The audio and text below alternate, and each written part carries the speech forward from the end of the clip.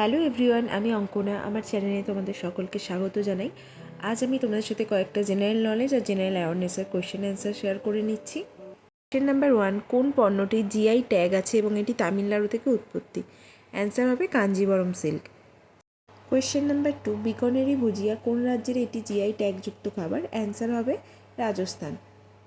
Question number 3, কোন GI ট্যাগযুক্ত জিনিস মণিপুর রাজ্যের সাথে সম্পর্কিত? অ্যান্সার হবে চখাও, যেটাকে আমরা কালো চাল নামে পরিচিত। নেক্সট কোয়েশ্চেন, কোন জিআই ট্যাগযুক্ত হস্তশিল্প পণ্যটি তার ব্রিডিওয়ার ডিজাইনের জন্য পরিচিত? অ্যান্সার হবে কর্ণাটক। নেক্সট কোয়েশ্চেন, আলফোনসো আমের জিআই ট্যাগ কোন অঞ্চলের সাথে সম্পর্কিত? রত্নগিরি। রত্নগিরি তাহলে কোথায় অবস্থিত? মহারাষ্ট্রে। নেক্সট কোয়েশ্চেন, হর্নবিল উৎসব ভারতের কোন রাজ্যে পালিত হয়? অ্যান্সার হচ্ছে নাগাল্যান্ড।